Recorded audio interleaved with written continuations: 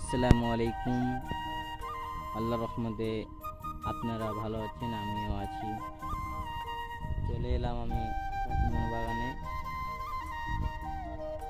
ঘাস কাটতে।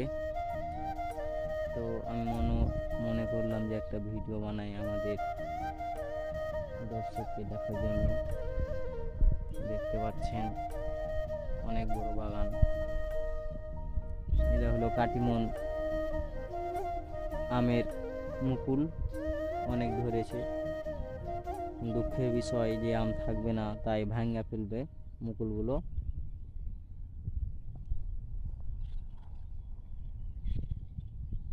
আম তা ধরে আছে অনেকগুলো। এই যে এগুলো আম।